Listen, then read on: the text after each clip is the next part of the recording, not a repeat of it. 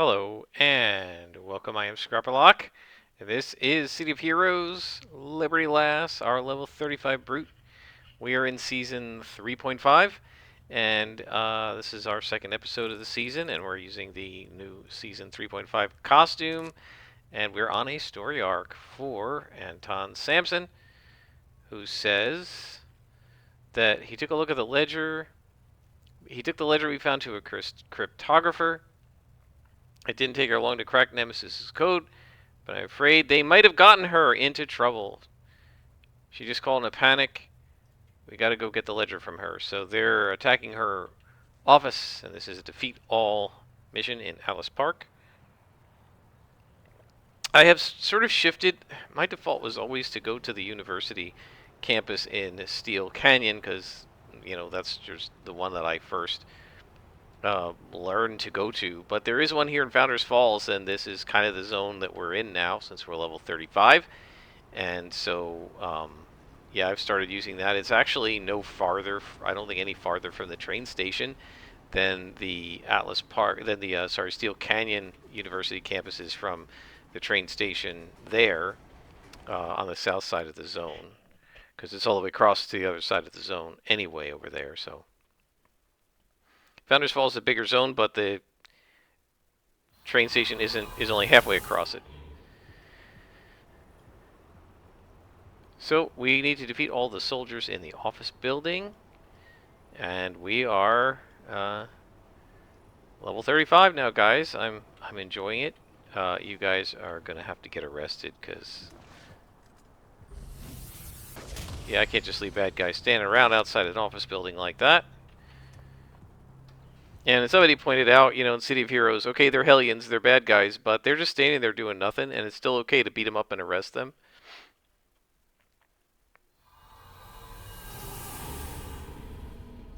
But, yeah, they're Hellions, they're bad guys. We know this. Alright, so this is defeat everybody, so it doesn't matter which way we go, we have to defeat them all. So we're going to make sure we clear out each level of this office before moving on to the next. We also need to find Lisa, and I think we're going to need to get hold of her ledger, unless they took it already. Alright, so the elevator is here, but we're going to have to go to the other side of the building and defeat these guys over here as well. Here's the thing. What the heck is she doing in this rundown office?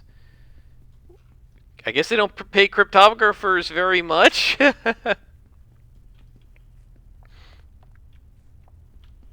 Pause here for a sec.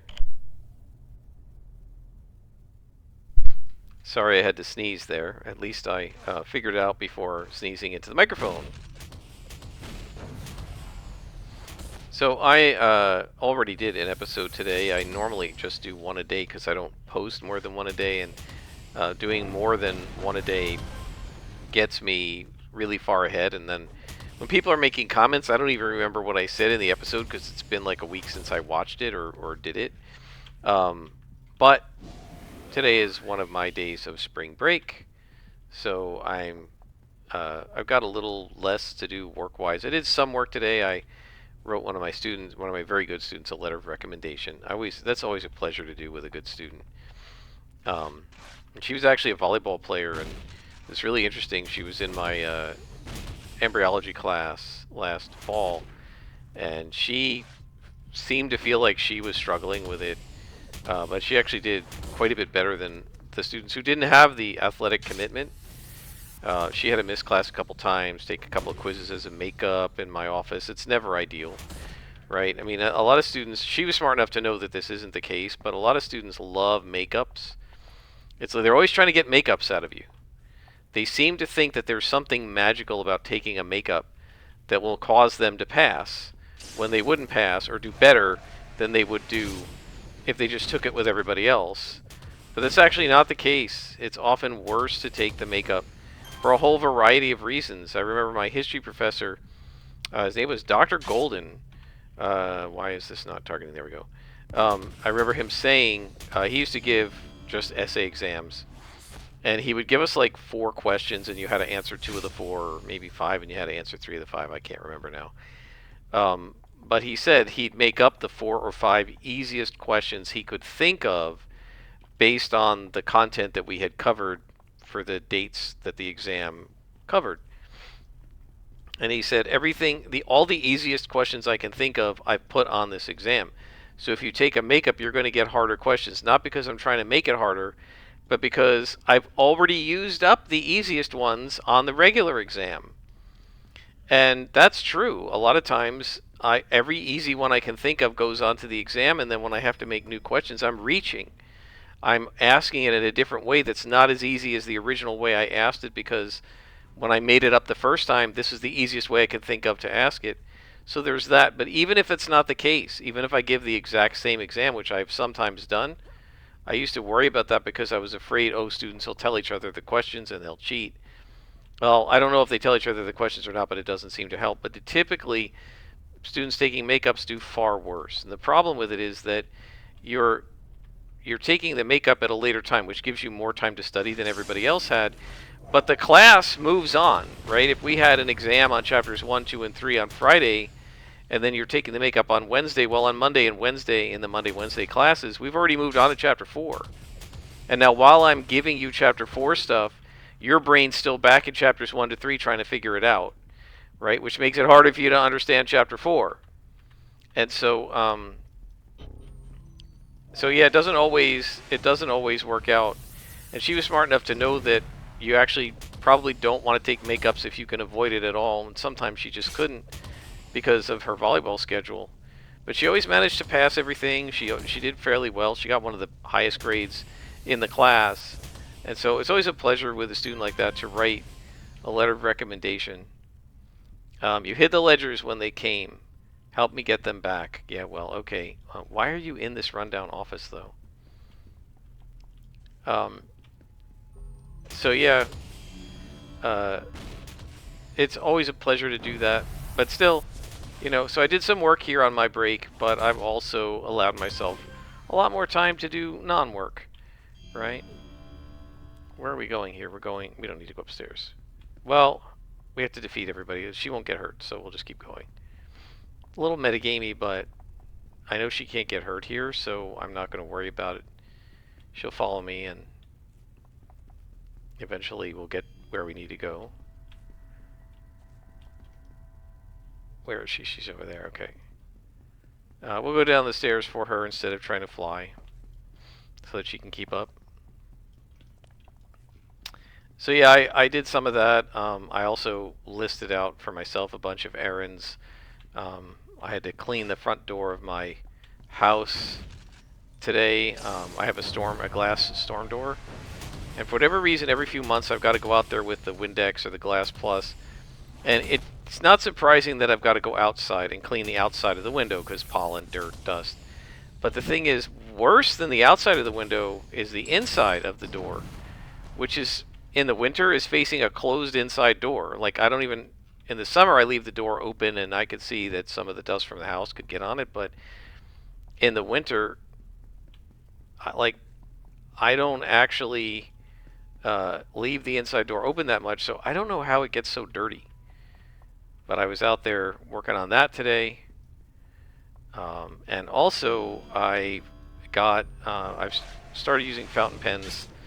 I think I mentioned this. I used to use them in college, and I stopped using them a long time ago, and I've started using them again. And a colleague of mine at work is a sort of a fountain pen hobbyist, and he and I have been talking about it a lot, and I've been buying inks and stuff. So I have several bottles of ink. I have several different fountain pens, and they're all just sitting on my dining room table because I didn't have anywhere to put any of them.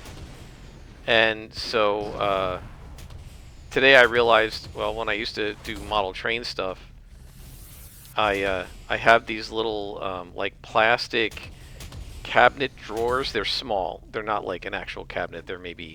It's maybe like 2 feet high and a foot wide and deep.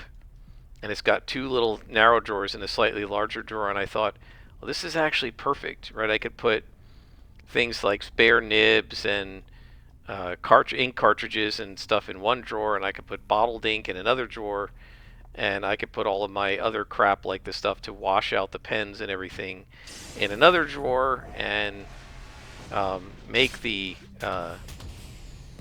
dining table a little neater. So I spent some time cleaning that up because it was a little messy, and getting that set up. And so I've been doing little, like, tiny errands today. But I've also had plenty of time to play video games. So I'm playing some AO Tennis 2 again, although I'm not recording any of that at this point, and playing COH.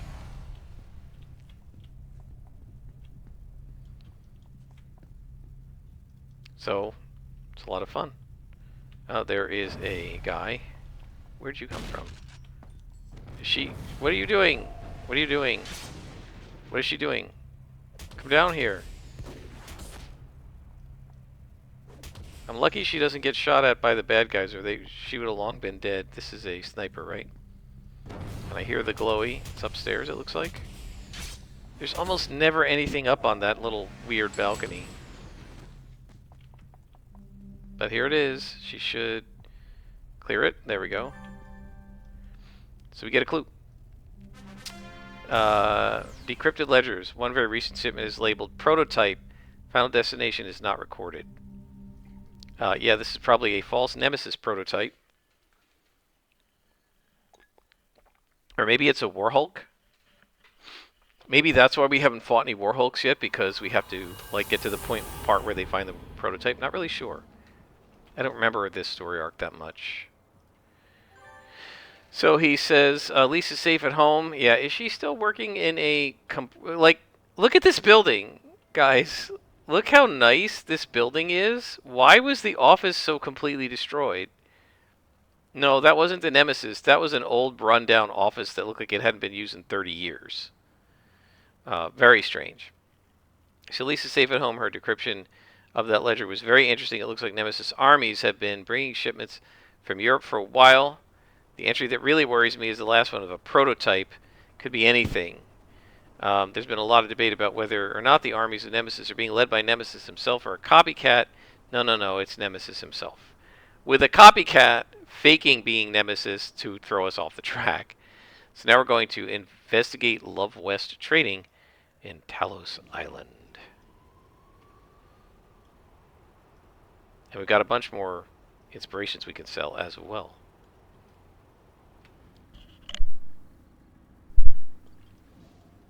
So let's track this here. We have 14 reward merits, guys. So that means we need 586 more. That's going to probably be about 10 story arcs. That's enough to get us to like level 45, since there are only about 5 story arcs per 5 level range, maybe 6. It's going to be a while before we can get our next set of ATOs. Unless I do a bunch of flashback missions, which I guess I could do, but I don't have that many story arcs left, I think.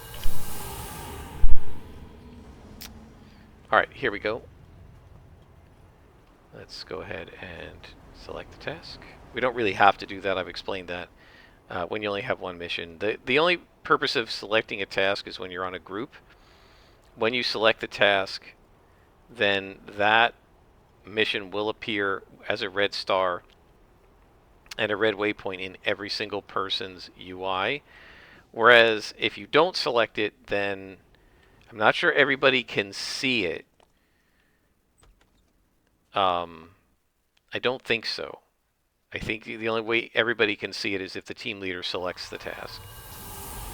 Okay, so these are easier Nemesis than the regular ones. These are the Nembots, right? The automatons. I call them Nembots because they remind me of Fembots from the Bionic Woman in the 1970s, right? So there was some evil organization in the 1970s Bionic Woman TV show that made robot, sort of bionic robot, what do you want to call it, like personality stealers or ID like it was bionic robot ID theft. So what they would do is they would capture the person. They would use the captured person and make a mold of their like face and body. They would build a machine, a robot that sounded and looked and artificially mostly acted like the person. And then but underneath it was a machine. It was a robot, and they called them. They were mostly females. Although at one point I remember they made a fembot out of Oscar Goldman, who was the head of the OSI, which is the organization that the $6 Million Man and the Bionic Woman worked for.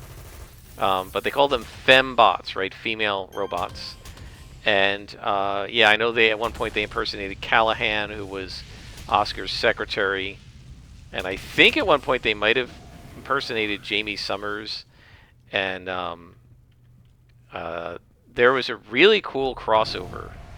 Like, TV shows didn't used to do crossovers that much, but there was a really cool crossover between the $6 Million Man and the Bionic Woman, where they were fighting the fembots on both his show and her show. I think that's the one where Oscar was revealed to be a fembot. It was always a reveal where the person would like do something weird, they'd get punched or whatever, and part of their face would come off, and there'd be like a robot face behind their face, right? Their fake skin would come off, and they'd have this basically flat robot face. And it was like, you know, the music would go and you'd be like, oh crap, it's a fembot. And it was always like, who's the fembot and who's not. Anytime somebody acted weird, you'd be like, oh, that's got to be the fembot. You know, I should see if I could get DVDs of those shows. They were a lot of fun, as I recall. I really enjoyed them.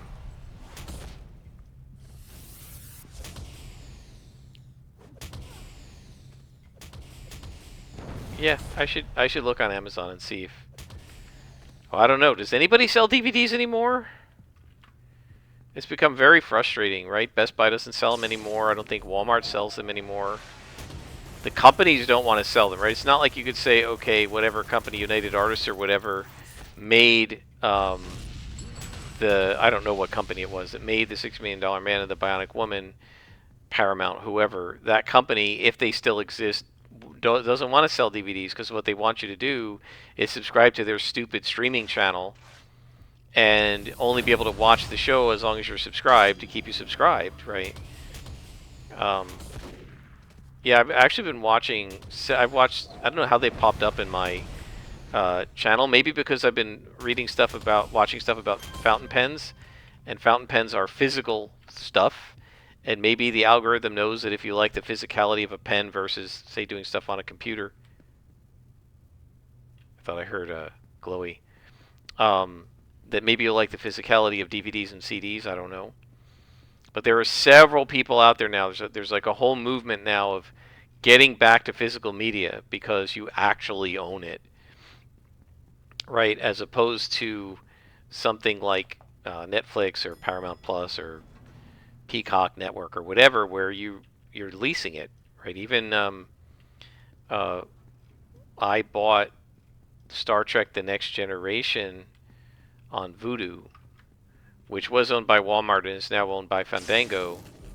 But realistically, you know, I only have access to that as long as Paramount says I do, right? And if they wanted to, they could take the rights away, I think, or just like not allow Vudu to show it anymore. Sort of thing is frustrating. There's actually some videos on YouTube that I liked, and sometimes I would go back and rewatch, and I don't, for whatever reason, and I don't know why, several of those videos are gone now. And so I've got to the point where I'm starting to think, okay, if I like a video on YouTube and I might want to watch it again, do I need to take OBS, which is what I'm using to record this game? Do I need to take OBS and record the YouTube videos so that I have them for as long as I want them, right? Because I own them, you know. I don't know. We're gonna finish up this office here. So anyway, these guys remind me of the fembots, right? Because they're basically robots faking being like workers in these offices to spy. I don't remember who it was that ran the fembots, like who the bad guy was that was controlling them. It was some organization, I think.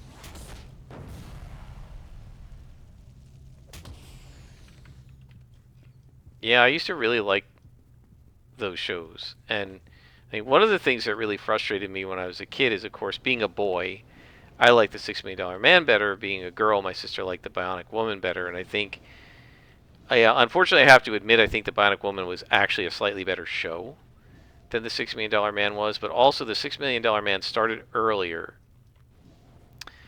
and it ended earlier. I think the Bionic Woman was more popular. It started second, but like I said, it was a better. I think it was a better series and had better episodes. I didn't like admitting that, right? Because I was the boy and I liked the boy story better because he was a boy, right? That's the way the little kids are. And so the $6 Million Man, if I'm remembering it right, the $6 Million Man ended a couple seasons before the Bionic Woman did, and so the show my sister liked kept going, and the show I liked got canceled. And I think that might have been one of the very first experiences I had as a child of a show that I really liked getting canceled, and I couldn't watch it anymore because they didn't have. I don't think they reran it. If I remember right, I don't think they were rerunning it. Maybe it didn't go enough seasons. The rule used to be it had to have 100 episodes before they could rerun it, which was roughly 5 seasons. Um, and so I don't know if it went 5 seasons that it could be rerun. I don't remember them rerunning it, or if they did, maybe it was at a time when I couldn't watch. I don't know. But my sister got to watch the Bionic Woman, and that one ran long enough that they reran it. And yeah, I always remember that. I think Jamie Summers, the Bionic Woman, lived in Ojai, California, and because a lot of this took place in California, and I remember Steve Rogers talking about the town of Ojai, and I thought Ojai was in Ohio. Why wouldn't it be, right? Ojai, Ohio. Of course, made sense. I didn't know where Ojai was, and there was no internet to look it up, right? So I just assumed. And the thing that I think my sister used to like was that on the Bionic Woman show, um, she had a bionic dog named Maximilian because it cost $1 million to make him, and she liked the dog. It was a German Shepherd. I did too. I liked the dog too. Dog was cool. He had like a bionic mouth, like so he could bite really hard, and he also had bionic legs, so he could run really fast and keep up with her. Yeah, I used to really like those shows. So I should see if I can get hold of them again at some point. So let's call Anton Sampson. So anyway, that all came about because the automatons remind me of the fembots, and I always call them nembots, nemesis bots, right? I got a lead on that nemesis prototype we're searching for. According to my sources, it seems likely that the prototype was sent to a nemesis shell company called Gordonless Imports. Gordonless owns a warehouse, though. Oh. A lot of warehouses, though, and we're going to have to check out their main office to learn where it is. So what are we doing on time here now? Let's see. Oh, we got plenty of time. It's only 22 minutes, so we're going to go to Steel Canyon and defeat the squad leader.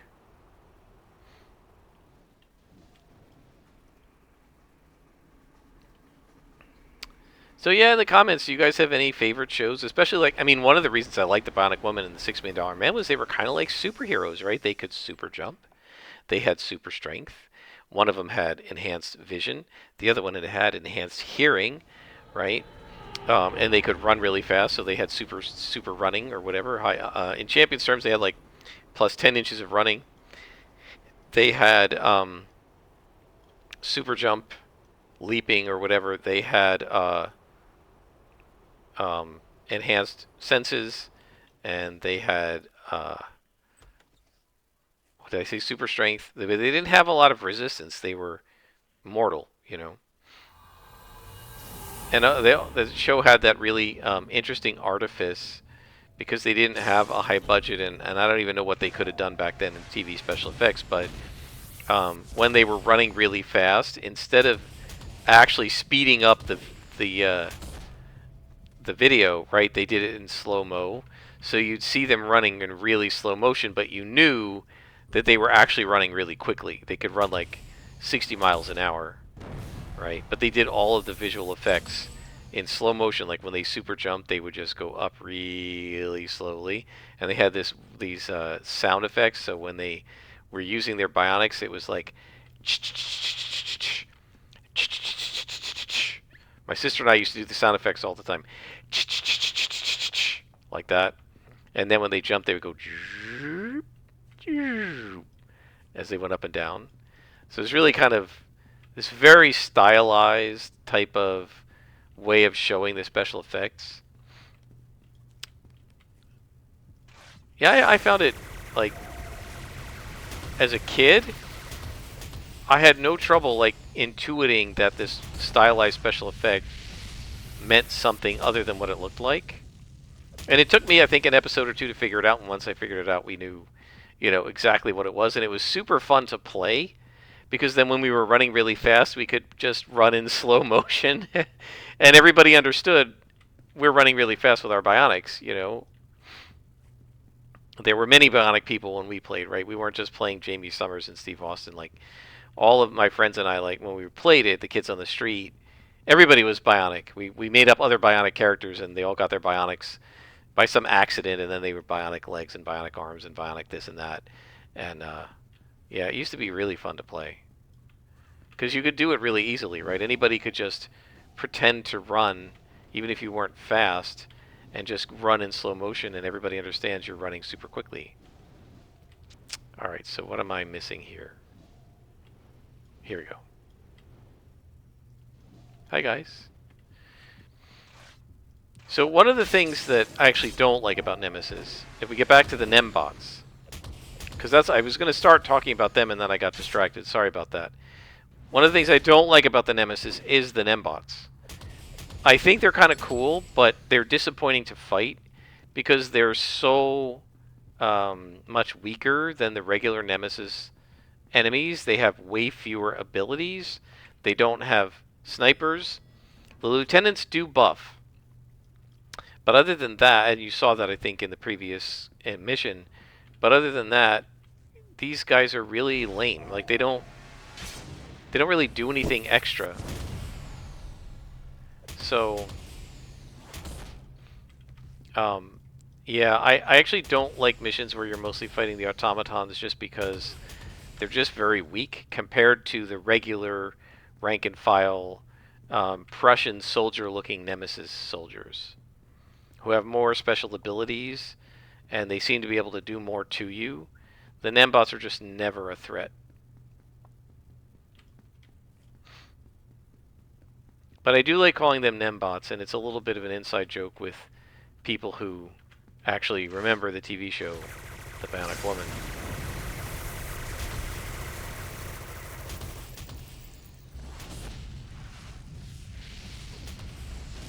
Oh, what was the name?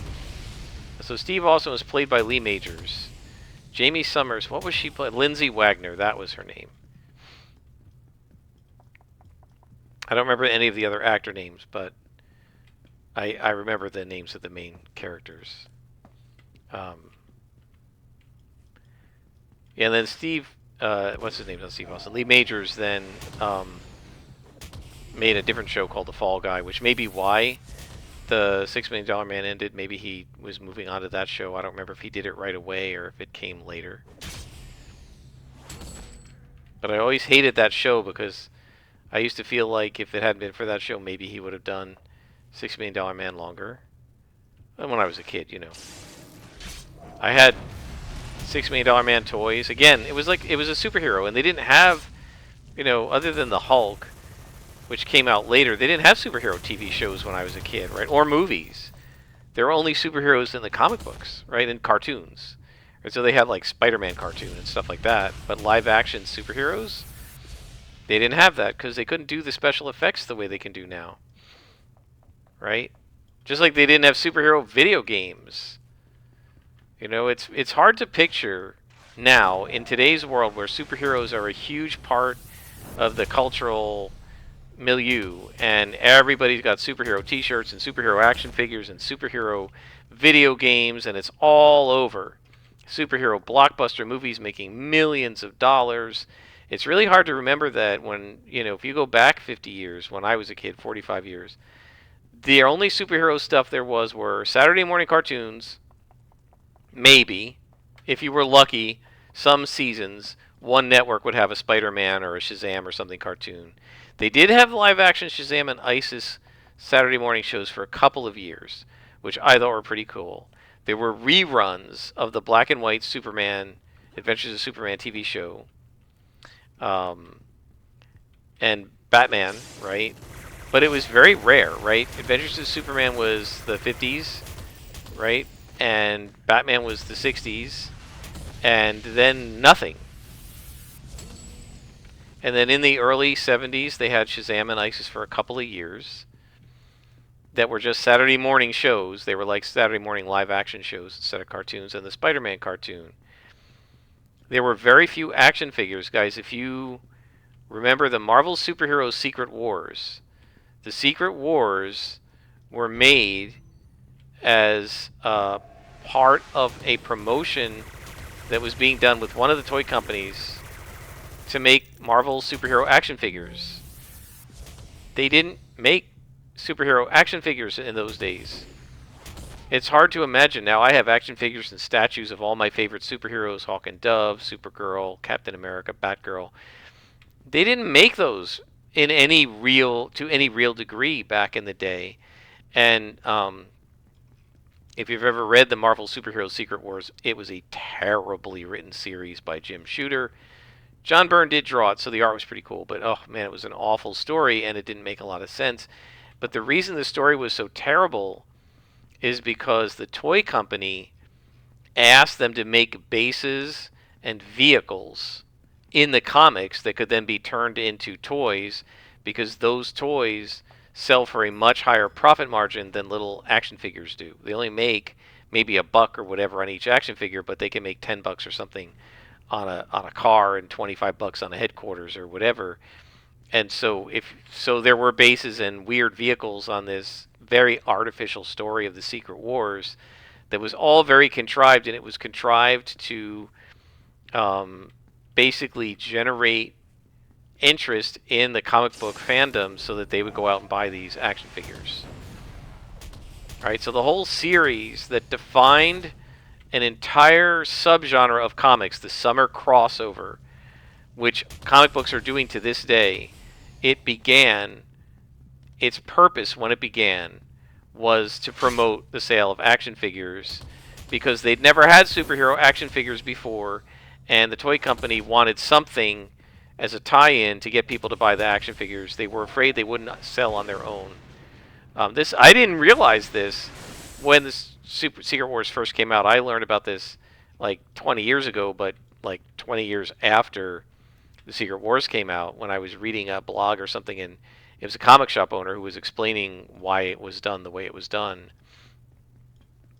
Right? And I remember DC Comics then competing, had something called the Superpowers series. It was really awful, and the reason is it was done at the last minute to compete with Marvel. And why?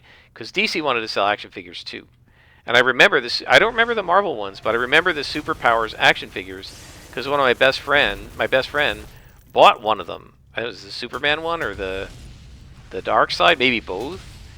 They had them in the comic shop, and I think he was reading the series. He admitted it wasn't as good as the Secret Wars, because it was done. It was only 3 or 4 issues instead of 12, and it was done kind of at the last minute on the cheap. And then, a year or two later, they did Crisis on Infinite Earths. But yeah, that series that spawned the summer mega crossover, like comic book crossover thing that they do every year now, that all started because they wanted to sell action figures, because nobody was selling superhero action figures, and they were trying to produce tie-ins for the company, right? They didn't have superhero movies. They didn't have superhero TV series, like serious ones. They only had the Saturday morning cartoon type ones, and they didn't have video games. They didn't have superhero video games. So if you liked superheroes in the 1970s and early 80s, literally your only choice was to read comic books. You couldn't get them any other way. Now, comic books are no longer the main way people consume superhero content. Far more people played City of Heroes than used to read most comic books, right? This game got 250,000 subscribers at its peak, right? Today, most comic books, I don't know what they are now, but back like about 10 years ago when I was tracking it, comic books, the top selling comic books sell maybe 50,000. And the best estimates are maybe a quarter of a million people collect comics. So this game, when it was at its peak, had as many subscribers as all the comic book collectors in the world, pretty much, at least in North America, right? The American comic book industry. And we're not talking about manga; that's a totally different beast. We're talking about superheroes, right? American, Marvel and DC superheroes, right? They just weren't the big giant mega moneymaker that they are now. Comic books sold for 30 or 40, 50 cents each, right? The comic companies could barely afford to pay the talent. They didn't pay them very well. Most of the talent had to do multiple series to make ends meet. And you couldn't really get superhero content any other way. Whereas now, heck, there's multiple video games. There are all kinds of there's arcade games. I remember when was I in college? There was a Avengers arcade game where you could play. I think it was Captain America, Thor, Iron Man, the Hulk, and it was I can't remember now. Maybe there were more than 4 of them that you could play, but I always played Captain America, of course. He was awesome with his throwing. You could throw the shield and everything. It was very cool. Um, but yeah, it was an arcade game where I think up to 4 people could play. So it had like four joysticks and 4 sets of buttons, and you were like fighting I don't know Doctor Doom or I don't know whatever, and a bunch of bad guys, and you were just going through levels, and it was one of these side scrollers. Man, we played the heck out of that game. And we were like, this is awesome. There's a superhero game, and there was no story to it really. It was just an arcade game. It wasn't like this, right? It wasn't. It didn't have story arcs and role playing or any of that. But man, we played the heck out of that game when we went to the arcade for like 2-3 years because it was it, right? It was the only superhero game there was to play. Um, I remember when Freedom Force came out, which was a sort of a Neverwinter Nights-esque role-playing game in 2002 or something. And I think there was actually a sequel to that one made. And I played that one to death because again, there just weren't a lot of superhero games the way there are now. Now there's tons of them, right? You can play Spider-Man, you can play X-Men, you can play Avengers. There's games on your cell phone. There's games on the internet. There's this, right? There's tons of superhero games. But you go back 30, 40 years, there really were very few, if any. All right, guys, that gets us a clue, which is that we found another front company with deadly automatons, fought some Nemesis troops, discovered the location of a warehouse that might hold the prototype. So that's going to be what we do next, but I think we're going to stop for today. Our trip down memory lane about comic books and $6 Million Man and Bionic Woman is over, and I hope you guys enjoyed.